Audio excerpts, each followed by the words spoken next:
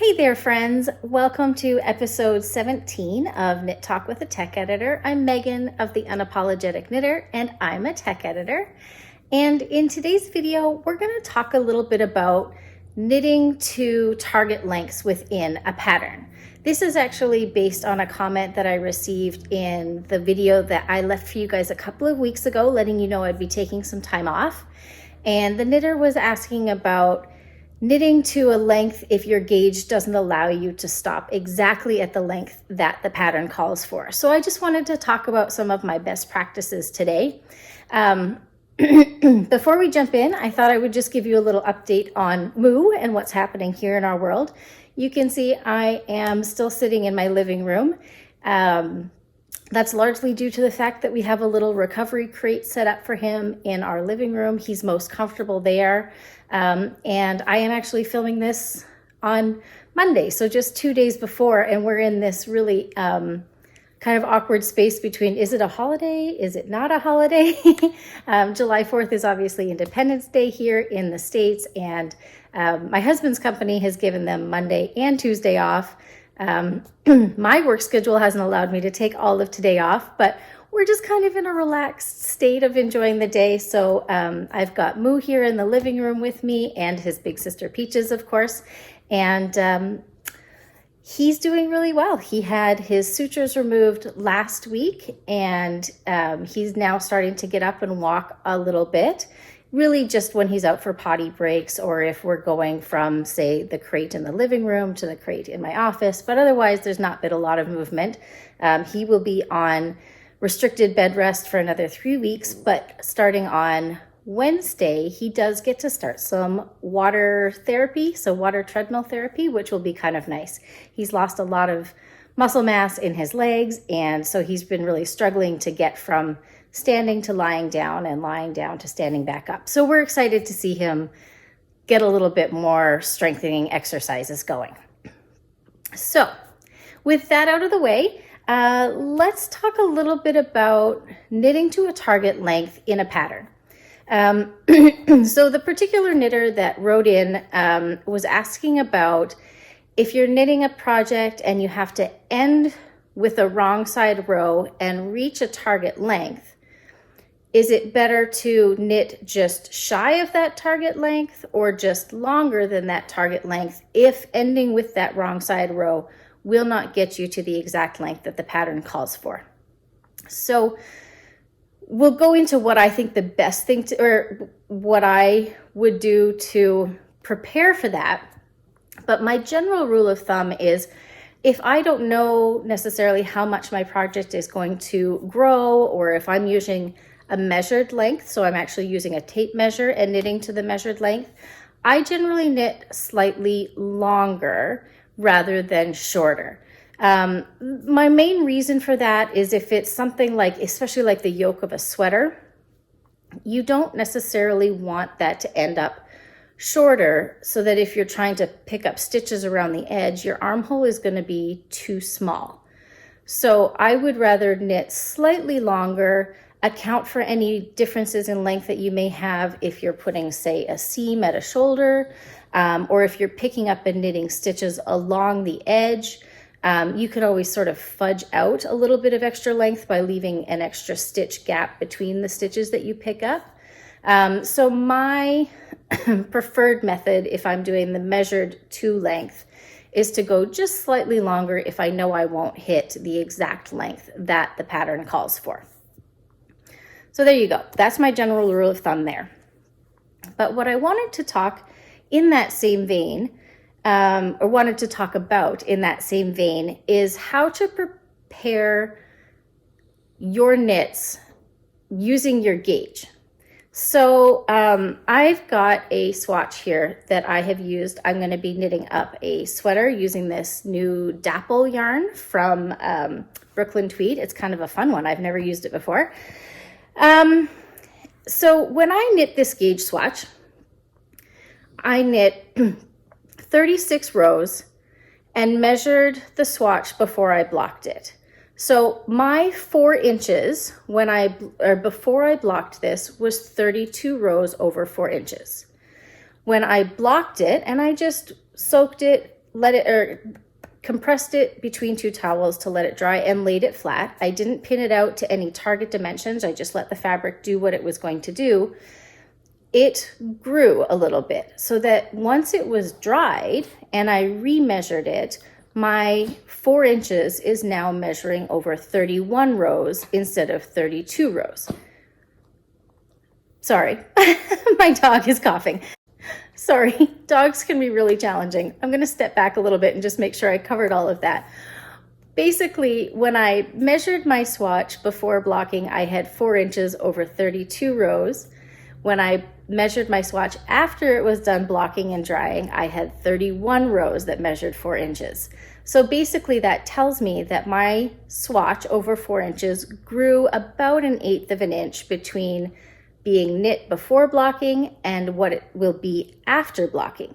So the same difference can be assumed when you're knitting your project as well.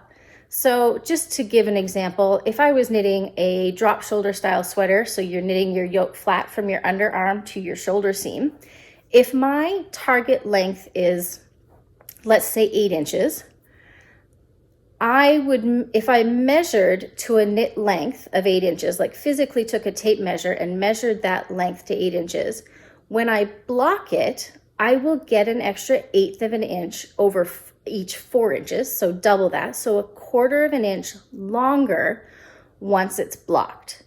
So my recommendation, if you have measured your swatch before you block and again after you block, you can learn what your differences in your post and pre-blocking gauges will be, so you can actually accommodate for that growth. So for example, if you're supposed to reach 8 inches and you want to physically measure it and you know you're going to get 1/8 of an inch of growth with blocking, you would want to knit to a measured length of 7 3/4 inches to accommodate for that extra 1/4 inch of growth that you're going to get with blocking.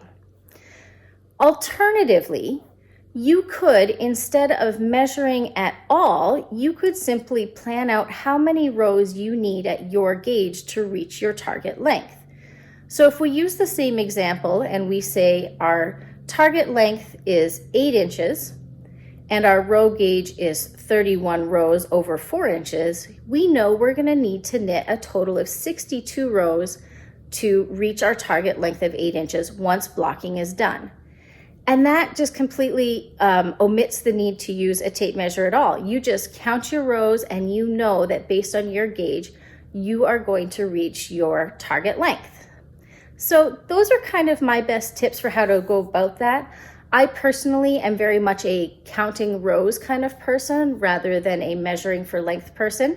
But I know that not everybody feels comfortable with that method because sometimes our swatches don't give us accurate information.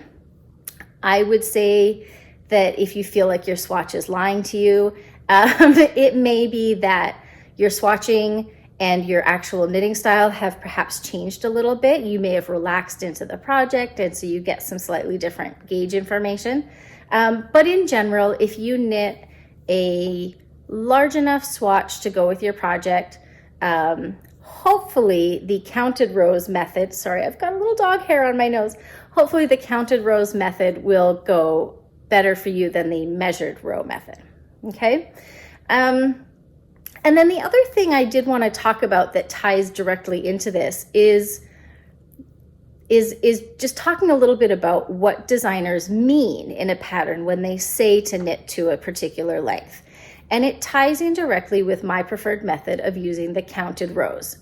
So when a designer, actually let's just back up a little bit and say, let's imagine that you are knitting a pattern that is 24 rows over 4 inches or 10 centimeters is your gauge for the designer's gauge for the pattern. If they design a section of the pattern that is 24 rows tall, we know that it's going to be 4 inches or 10 centimeters long because that's their gauge. The same thing is true when a designer writes in a pattern, knit to a target length of 4 inches. They don't actually mean taking out your tape measure and measuring the project. They mean to knit the number of rows at your gauge that you need to reach 4 inches. If your row gauge matches the designer's gauge and your row gauge is 24 rows over 4 inches, you will knit 24 rows. If you have a longer row gauge and you only need 20 rows in your row gauge, you would only knit 20 rows to reach 4 inches. So very rarely does a designer mean for you to actually take out your tape measure and knit the length of project that measure the length of project that you're knitting. The intent is that you know how many rows you need at your gauge to achieve that target length. So, and that's largely because most knit fabrics do grow when they are blocked. Not extremely, but they can grow with blocking. In the case of this, as I mentioned earlier, it grew about 1/8 of an inch, which is not a whole lot. But if you're using a superwash yarn, you may get a lot more growth than I did on this fabric, which is a non-superwash woolen spun yarn. You don't get a lot of growth out of that. So that's kind of it for what I wanted to talk about with you today. Certainly, if you have questions about how to approach this in your designs or your projects or designs, if you're a designer, moving forward, please don't hesitate to leave a question in the comments, because I know that if we've been trained to knit to a measured length, switching to the counting rows method can be challenging, but I just find I have a lot more successes in the dimensions of my projects when I use the counted 2 rows method. As you know, I try to be really consistent with my videos. We've got a lot in flux here with Moo's recovery plan. I am going to be trying really hard to have another video ready for you next Wednesday, and I will be talking about the helical knitting, which I was excited to see you guys were all excited to learn about as well. I'm going to be starting a sweater project here using helical knitting, so I'll be talking a little bit about my best practices or my preferred approach on how to use it in a sweater where we're going to be working both flat and in the round. So I'm excited to talk about that. So thank you so much for being here. I apologize for the casual appearance today. Hopefully for the next video, I will be back in my office with my usual surroundings. Have a wonderful week of knitting, and yeah, mostly just happy knitting.